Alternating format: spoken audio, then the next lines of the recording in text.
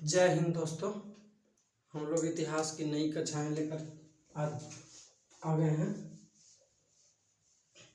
हम लोग पिछले क्लास में जहां छोड़े थे वहीं से शुरू करेंगे। तो आइए आज हम लोग फिर से जुड़ते हैं और बहुत ही आसानी पूर्वक इतिहास को बहुत ही बेहतरीन कॉन्सेप्ट के साथ समझते जाते हैं। आप लोग को कोई दिक्कत नहीं आएगा, किसी भी सब्जेक्ट में कोई दिक्कत नहीं आएगा।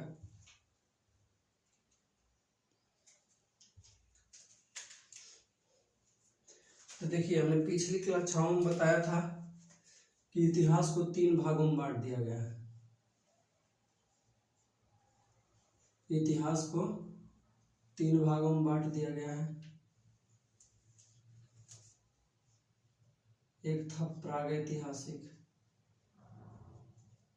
एक था प्रागैतिहासिक काल, प्रागैतिहासिक काल। दूसरा था आदैतिहासिक काल,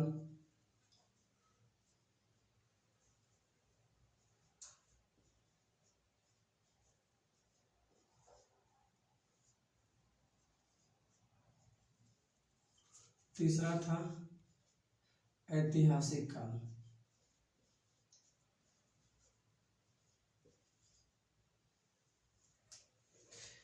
हमने बताया था कि वैसे काल जिसमें लेखन कला का और पढ़ने की कला का विकास नहीं हुआ था।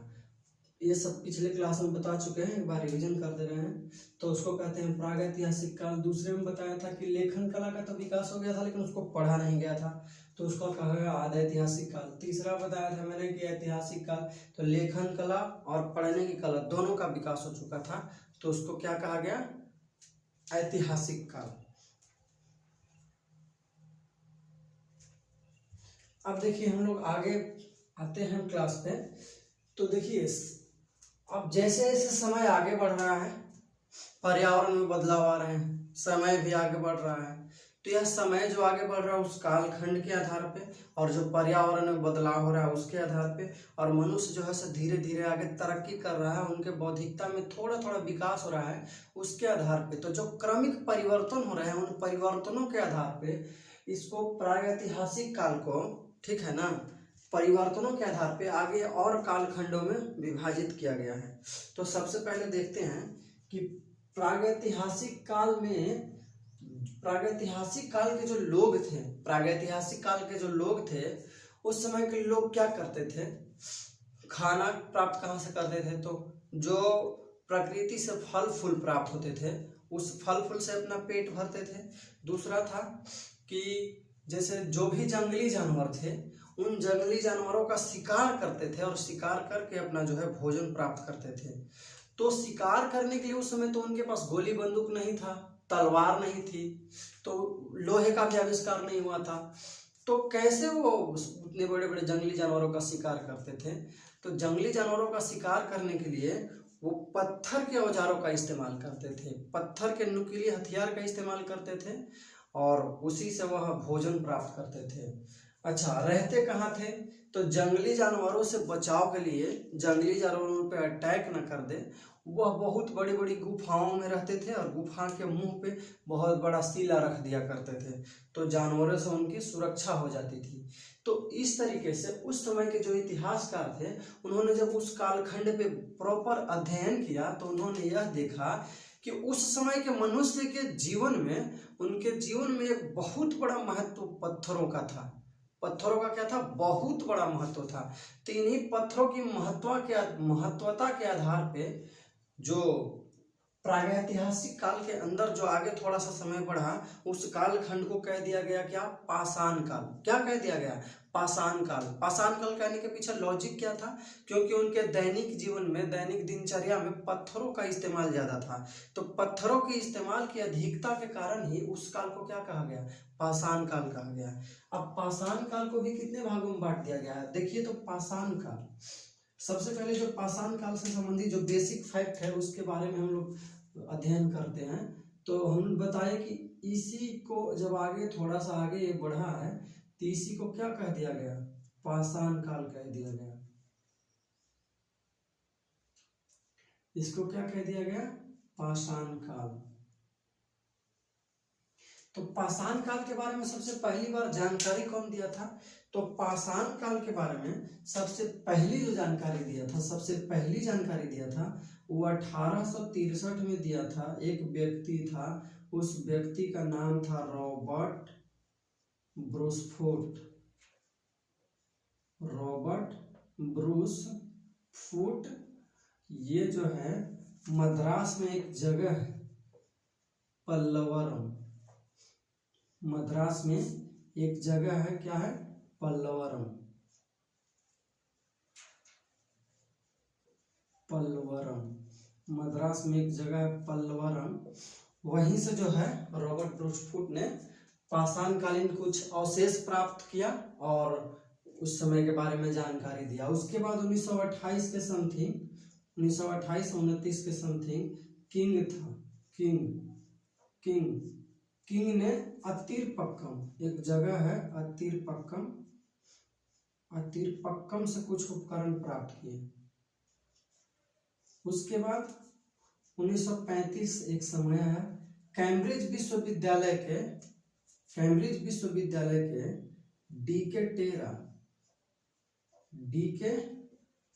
टेरा और पीटरसन ने शिवालिक की पहाड़ी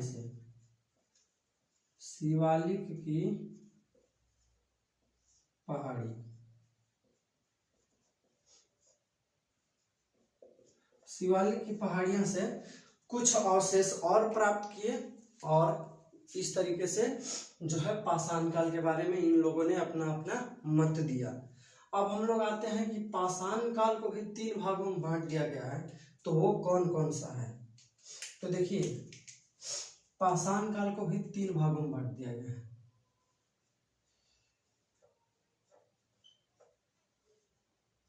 पाषाण काल को 3 भागों में बांट दिया गया है। कौन कौन? पूरा पाषाण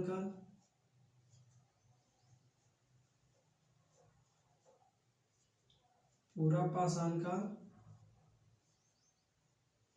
मध्य पाषाण काल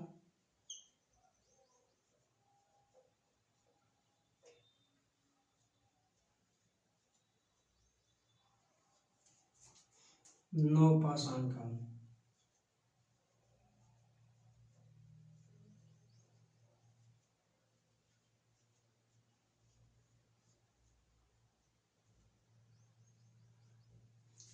पूरा पाषाण काल, मध्य पाषाण काल और नवपाषाण काल।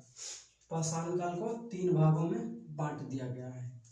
अब देखिए, अब पाषाण काल को बांटा क्यों गया है? तो मैंने अभी ये बताया कि पर्यावरण में बदलाव हो रहे थे, मनुष्य भी धीरे धीरे क्रमिक विकास कर रहा था, तो जो पाषाण काल में जो विशेषता पाई गई वह आगे बढ़ेगी, तो उसके विशेषता में अंतर आ जाएगा। तो उस कालखंड में अंतर आया है, उसी के आधार पे पाषाण काल को 3 भागों में बांट दिया गया है: पूरा पाषाण काल, मध्य पाषाण काल और नवपाषाण काल। अब पूरा पाषाण काल के बारे में हम लोग जानते हैं कि पूरा पाषाण काल के व्यक्ति कैसे थे। तो देखिए, पाषाण काल के व्यक्ति जो थे खाद्य का संग्रह नहीं किया करते थे, भोजन को इकट्ठा नहीं किया करते थे, बस वो आज प्राप्त हुआ आज ही खाए गए। लेकिन जो पूरा पाषाण काल के लोग थे, ठीक है ना, पूरा पाषाण के लोग, इनके अंदर जो है बौद्धिकता का थोड़ा थोड़ा सा ज्ञान आने लगा था। बौद्धिकता का जो है थोड़ा थोड़ा सा ज्ञान आने लगा था। तो पूरा पाषाण काल में जैसे ही प्रवेश करते हैं तो पूरा पाषाण काल भी लंबा चला है। पूरा पाषाण काल का एक लंबा कालखंड रहा है, तो उस पूरे लंबे कालखंड को भी 3 भागों में बांट दिया गया है पूरा पाषाण काल को। तो पूरा पाषाण काल को पुनः 3 भागों में बांट दिया गया है। वो कौन था? एक था निम्न पूरा पाषाण काल, एक था निम्न पूरा पाषाण काल,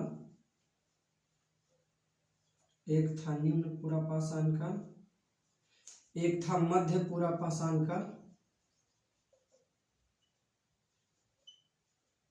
मध्य पूरा पाषाण काल,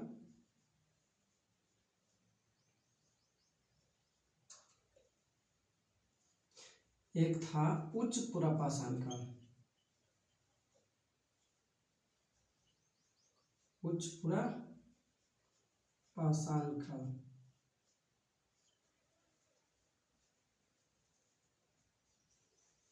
तो देखिए पाषाण काल को भी 3 भागों में बांट दिया गया, निम्न पूरा पाषाण काल, मध्य पूरा पाषाण काल और उच्च पूरा पाषाण काल। तो देखिए निम्न पूरा पाषाण काल के जो लोग थे, निम्न पूरा पाषाण काल के, ये जो अब अंडरलाइन कर देते हैं, ये जो निम्न पूरा पाषाण काल के लोग थे, यहाँ के जो मनुष्य जो थे अब खाद्य संग्राहक बन गए थे, यानी कि भोजन को वह क्या करते थे, इकट्ठा करते थे अगले दिन आने वाला जो समय होगा उस दिन के लिए। तो सबसे पहली बार भोजन संग्रहण करना किस काल के लोगों ने स्टार्ट किया, तो वो कौन थे, निम्न पूरा पाषाण काल के लोग, निम्न पूरा पाषाण काल के लोग। और निम्न पूरा पाषाण काल में ही जाके पहली बार कुल्हाड़ी की आविष्कार किया इन्होंने, पत्थर के ही कुल्हाड़ी था लेकिन कुल्हाड़ी का आविष्कार किया। तो यानी कि निम्न पूरा पाषाण काल में मोटी मोटी 2-3 पॉइंट है, उसको ध्यान रखना है। पहली क्या कि ये जो थे संग्राहक हो गए थे, भोजन को इन्होंने संग्रहण करना चालू कर दिया था, पहला संग्राहक हो गए थे। दूसरा क्या हुआ कि इन्होंने हस्त कुल्हाड़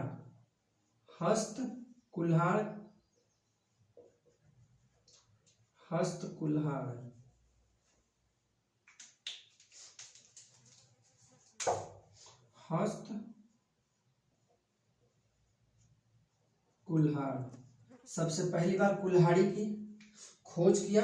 और तीसरा क्या था, तीसरा पॉइंट है ध्यान रखने वाली बात है कि ऐसे कौन कौन से स्थल पाए गए हैं निम्न पूरा पाषाण काल के। तो निम्न पूरा पाषाण काल के कॉन्सेप्ट याद रखिएगा कि गंगा और सिंधु नदी के आसपास जितना एरिया है वहां पे निम्न पूरा पाषाण काल के कोई भी अवशेष नहीं प्राप्त हुआ है। जब वहां पे कोई अवशेष नहीं प्राप्त हुआ है तो यह माना गया कि वहां पे निम्न पूरा पाषाण काल के कोई भी मानव नहीं रहते थे। तो गंगा और सिंधु नदी के मैदानी क्षेत्रों में या नदी के तटवर्ती इलाकों में निम्न पूरा पाषाण काल के कोई अवशेष नहीं प्राप्त हुए हैं। तो इसके अवशेष सबसे अधिक कहाँ देखा गया है, तो वो पॉइंट है वो लिख लेते हैं। तो इस निम्न पूरा पाषाण काल के अवशेष जो है, यह निम्न पूरा पाषाण काल के, इसको हम दे देते हैं नंबर A, B और C। तो A के बारे में यहाँ पे कि निम्न पूरा पाषाण काल के जो महत्वपूर्ण स्थल है कहाँ कहाँ से प्राप्त हुए हैं। तो पहला प्राप्त हुआ है नर्मदा घाटी से, दूसरा प्राप्त हुआ है बेलन घाटी से,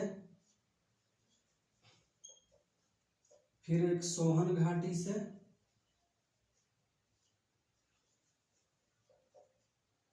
उसके बाद प्राप्त हुआ है कृष्णा नदी के किनारे से, उसके बाद प्राप्त हुआ है छोटा नागपुर के पठार से, छोटा नागपुर के पठार से। अब देखिए इसको याद कैसे रहेंगे, तो इसका याद रखने का एक ट्रिक बताते हैं आप लोग को, वो तुरंत याद हो जाएगा, कोई बहुत बड़ी चीज नहीं है। तो इसको याद रखना है ना, तो याद रखने के लिए एक ट्रिक लिखिए, 90, 100 के छोटा है, 90, 100 के क्या है, छोटा है। 90, 100 के तो छोटा है ही, ये तो याद ही रहेगा। एक बार बोलेंगे तो 90, 100 के छोटा है, 90, 100 के छोटा है, 90, 100 के छोटा है, 90, 100 के छोटा है। तो न से नर्मदा घाटी, बे से बेलन घाटी, 100 से सोहन घाटी, के से कृष्णा नदी और छोटा से छोटा नागपुर पठार। तो ये ट्रिक याद रखना है। वो तो निम्न पूरा पाषाण काल हम लोग पढ़ लिए। अब निम्न पूरा पाषाण काल के बाद आते हैं मध्य पूरा पाषाण काल में। मध्य पूरा पाषाण काल B है, तो मध्य पूरा पाषाण काल पे हम लोग आते हैं। अब इसको मिटाते हैं, इसको जो है मिटाते हैं। देखिए मध्य पूरा पाषाण काल में क्या हुआ, तो हमने बताया कि निम्न पूरा पाषाण काल के जो लोग थे, निम्न पूरा पाषाण काल के लोग, ये मान लीजिए ये पत्थर है, ये पत्थर है,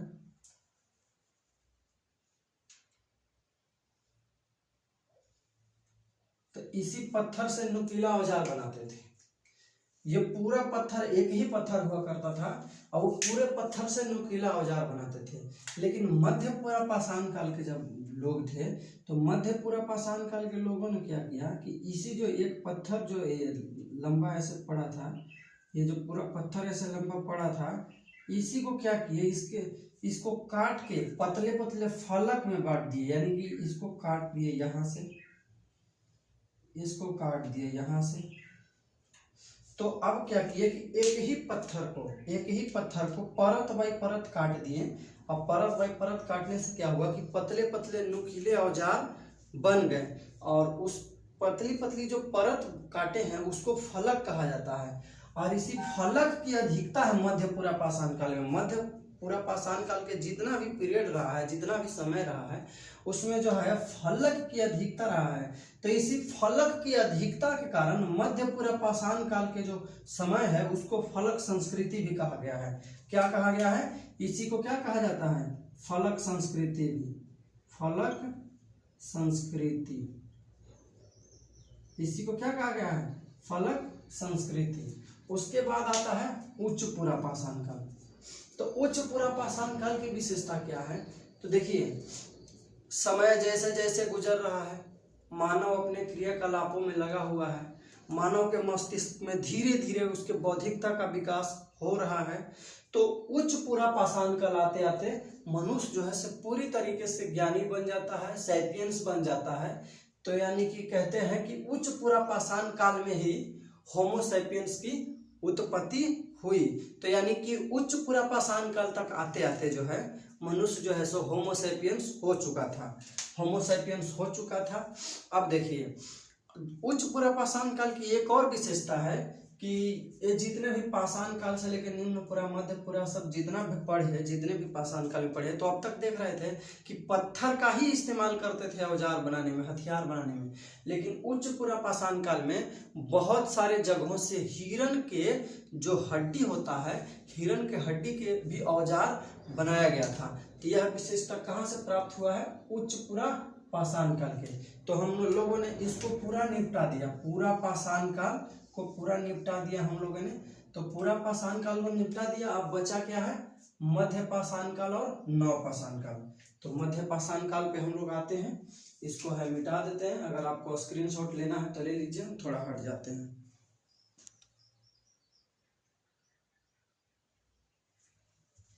अब देखिए,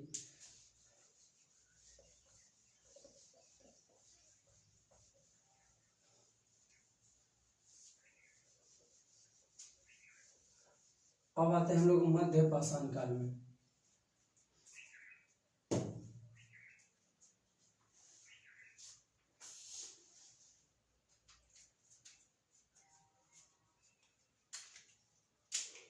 देखिए, मध्य पाषाण काल,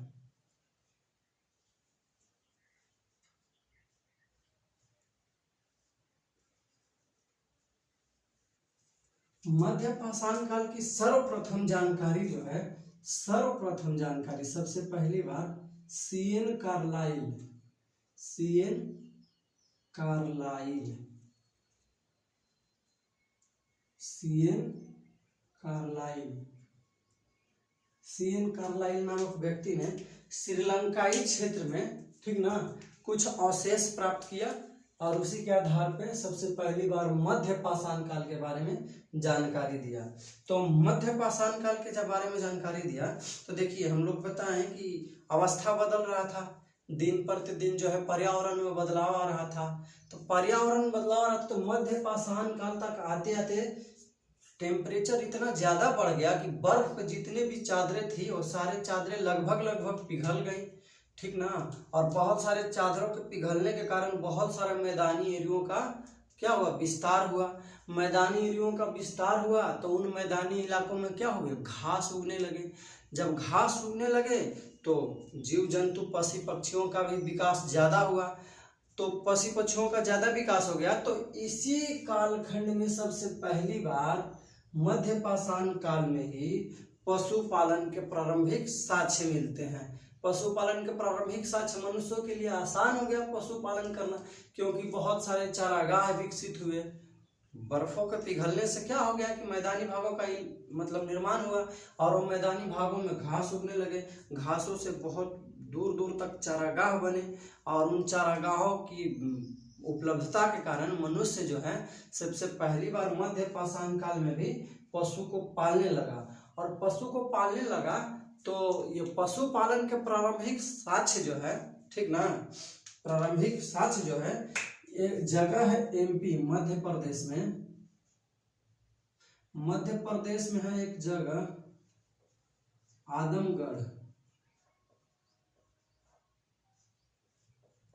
मध्य प्रदेश में क्या है आदमगढ़, और राजस्थान में है एक जगह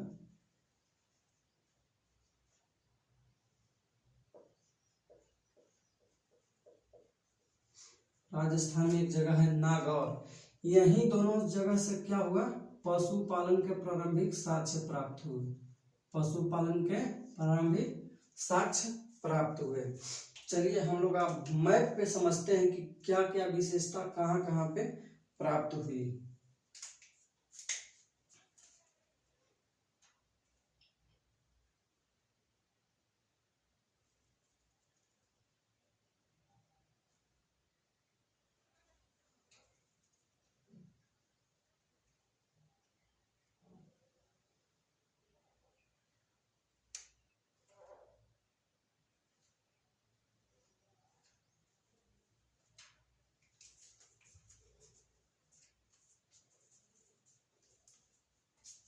इसको मिटा देते हैं।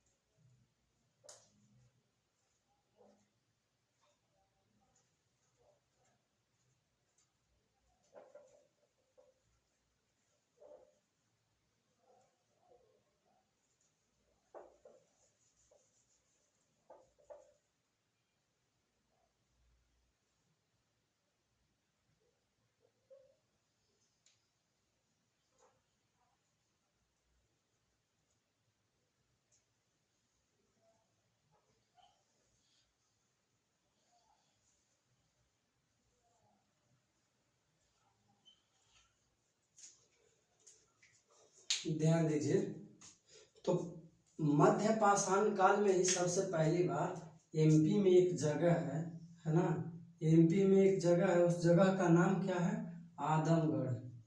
क्या जगह का नाम है आदमगढ़। और राजस्थान में एक जगह है, राजस्थान में एक जगह है, उस जगह का नाम है नागौर, है ना। तो यहीं से पशुपालन के प्रारंभिक साक्ष्य मिले हैं। और उसके बाद हम लोग जब आगे पढ़ेंगे तो ये पाकिस्तान हो गया, ठीक है ना, ये पाकिस्तान हो गया। और पाकिस्तान में यहाँ देखिएगा तो ये बलूचिस्तान प्रांत है, ठीक ना, बलूचिस्तान प्रांत है। तो बलूचिस्तान प्रांत जो है यहाँ पे पाकिस्तान के, ठीक ना, ये बलूचिस्तान प्रांत में एक मेहरगढ़ है, मेहरगढ़, ठीक ना।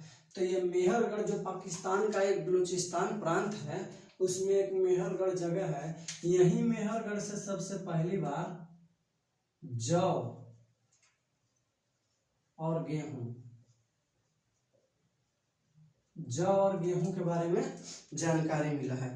तो यानी कि मध्य पाषाण काल में ही सबसे पहली बार खेती के कुछ साक्ष्य मिले हैं। और वो कहाँ से मिले हैं, पाकिस्तान के बलूचिस्तान प्रांत के मेहरगढ़ एक जगह है, उस मेहरगढ़ से प्राप्त हुए हैं। उसी तरीके से अगर देखेंगे तो यूपी जो यहाँ पे है, यूपी में एक जगह है सराय नहर, सराय नहर से 8 गर्त चूल्हा मिला है, 8 गर्त चूल्हा, 8 गर्त चूल्हा। 8 गर्त चूल्हा मिलने से यह अनुमान लगाया गया है कि मनुष्य जो है सामूहिक जीवन पद्धति के हिसाब से रहता था। 8 चूल्हा एक ही जगह पे मिला है गड़ा हुआ, तो उससे निष्कर्ष इतिहासकार यह निकाले हैं कि जो उस समय के लोग जो थे, उस समय का जो परिवेश हुआ करता था, सामूहिक जीवन जीते थे। तो एक निष्कर्ष और से निकला कि मध्य पाषाण काल के लोग कैसे रहते थे, तो समूहों में रहते थे, सामूहिक जीवन पद्धति उनका था। उन्होंने उसी समय तीर कमान की भी विकास किया था, यानी कि तीर चलाने का विकास कब किया था, तो मध्य पाषाण काल में ही किया था। प्रक्षेपास्त्र तकनीक सुन के अजब लगेगा, लेकिन सबसे पहली बार प्रक्षेपास्त्र तकनीक का भी पहली बार जो है, जो मतलब वो खोज जो किया गया था, वो किया गया था क्या, मध्य पाषाण काल में ही किया गया था। तो आप लोग एक बार देखिए इसको और थोड़ा समझिए।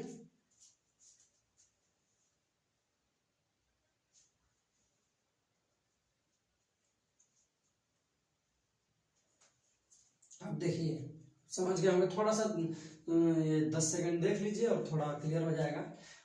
अब देखिए इलाहाबाद एक जगह है यूपी में, यूपी में इलाहाबाद है ना, यूपी में इलाहाबाद। तो इलाहाबाद में है ना, इलाहाबाद में एक जगह है कोल्डिहवा, कोल्डिहवा। ये कोल्डिहवा से सबसे पहली बार चावल के साथ मिले हैं, चावल के खेती होने के साथ, चावल के खेती के साथ कहाँ से मिले हैं? इलाहाबाद के कोल्डिहवा से, है ना।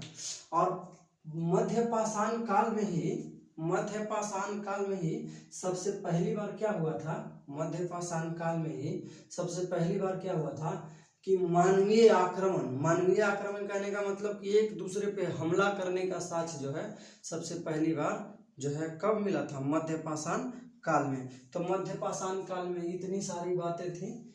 हमको उम्मीद है आप लोग वीडियो को पॉज कर करके नोट्स बनाएंगे और बहुत ही अच्छे तरीके से पढ़ेंगे। और मैं टेलीग्राम पे सुनील कोचिंग सेंटर के नाम से टेलीग्राम है, उस पर मैं आपको मटेरियल दूंगा और वहाँ से जाके आप लोगों को बढ़िया से स्टडी करना है, स्टडी मटेरियल हासिल करना है। तो आइए अब हम लोग आज निपटा देते हैं पाषाण काल को। नव पाषाण काल, नव पाषाण काल पे आते हैं। चौक मेरा कहाँ चला गया?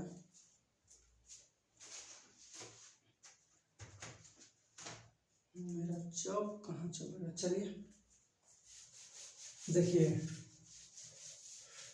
तो अब हम लोग नव पाषाण काल पे आते हैं।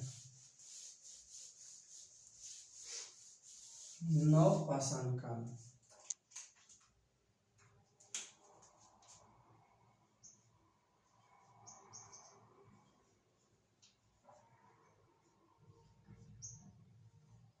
तो नव पाषाण काल की जानकारी सबसे पहली बार 1860 में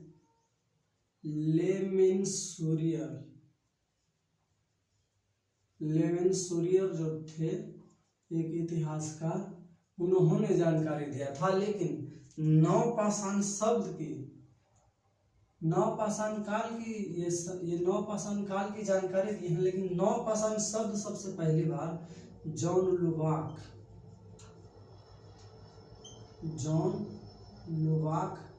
1865 में किया था।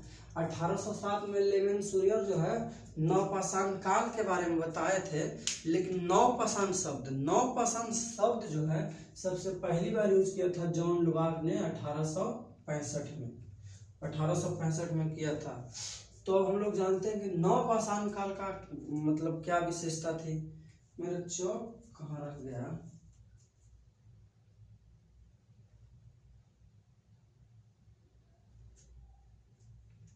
छोड़िए।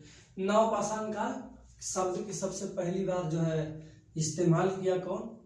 1865 में जॉन लुबाक ने। लेकिन नव पाषाण काल के बारे में पूरी जानकारी जो दी है लेमेंसूरियर ने दिया था। तो अब देखिए नव पाषाण काल की विशेषता क्या है। तो देखिए हमने बताया कि मध्य पाषाण काल में कृषि के भी छोटा बहुत साक्ष्य मिल गया, है ना। एक और हम लोग भूल गए, मध्य पाषाण काल की एक और घटना बहुत ही बेहतरीन थी, आग का आविष्कार। आग का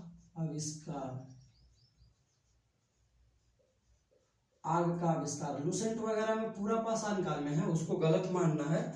आग का आविष्कार जो हुआ था मध्य पाषाण काल में ही हुआ था, मध्य पाषाण काल में हुआ था। मध्य पाषाण काल में आग का आविष्कार कब हुआ था? मध्य पाषाण काल में। ठीक है। अब देखिए हम लोग आते हैं नव पाषाण काल में। तो नव पाषाण काल में क्या हुआ कि वो जो मध्य पाषाण काल में कृषि के जो छिटपुट साक्ष्य मिले हैं, नव पाषाण काल में जो है कृषि का भरमार हो गया। कृषि ने बहुत अच्छी तरक्की कर ली और बहुत ही अच्छे तरीके से खेती होने लगे। तो जब खेती होने लगे तो फसल को एक जगह से दूसरे जगह ले जाने के लिए उनको बहुत ही कष्टों का सामना करना पड़ता था।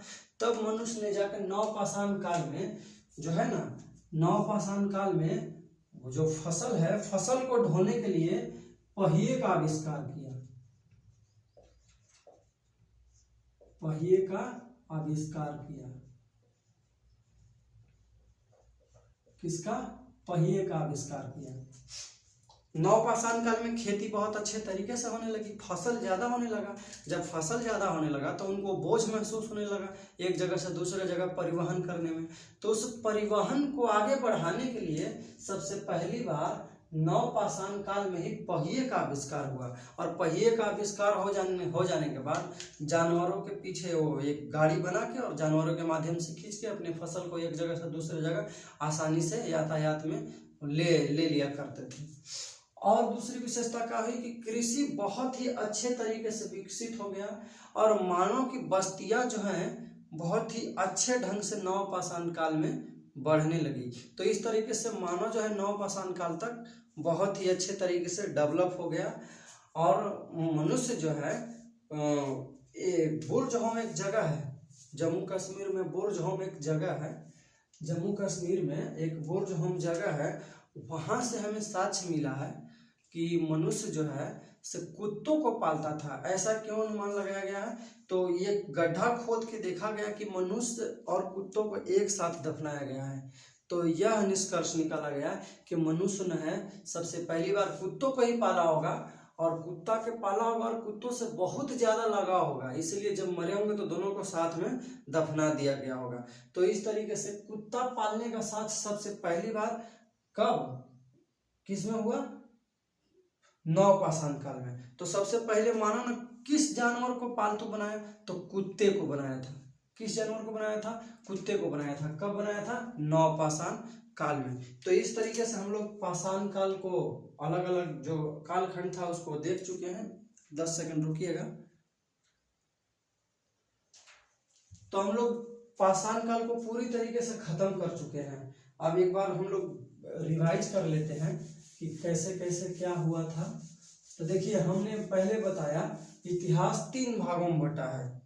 इतिहास को सोर्स के आधार पे 3 भागों में बांट दिया गया है: प्रागैतिहासिक काल, आदि ऐतिहासिक काल और ऐतिहासिक काल। प्रागैतिहासिक काल जिसमें मनुष्य जो है ना तो लिखना जानता था ना पढ़ना जानता था। आदि ऐतिहासिक काल में मनुष्य लिखना तो सीख चुका था लेकिन उसको पढ़ा नहीं गया। ऐतिहासिक काल में जिसमें वैसे कालखंड जिसमें लेखन कला और पढ़ने की कला दोनों का विकास हो चुका था। हमने बताया कि प्रागैतिहासिक काल के अंतर्गत ही पाषाण काल को रखा गया। पाषाण काल को 3 भागों में बांट दिया गया: पूरा पाषाण काल, मध्य पाषाण काल और नवपाषाण काल। फिर पूरा पाषाण काल को 3 भागों में बांट दिया गया: निम्न पूरा पाषाण काल, मध्य पूरा पाषाण काल और उच्च पूरा पाषाण काल। और हमने एक एक को बहुत ही अच्छे से स्टडी किया। पाषाण काल में इतना बहुत है और मैं मटेरियल दे दूंगा, 2 4 5 बिंदु अगर अलग से कुछ रहेंगे तो उसमें जुड़ा हुआ रहेगा। और इतना पढ़ने के बाद पाषाण काल से कोई भी क्वेश्चन नहीं छूटेगा। आप पाषाण काल पढ़ लिए हैं, पाषाण काल से प्रीवियस ईयर के अगर क्वेश्चन पे ट्राई करना चाहते हैं तो ट्राई करिए। कॉन्सेप्ट आपका पूरा डेवलप हो गया है और आगे हम लोग इसी तरीके से आगे भी पढ़ेंगे। तो आज की क्लास को यहीं पे समाप्त करते हैं। जय हिंद।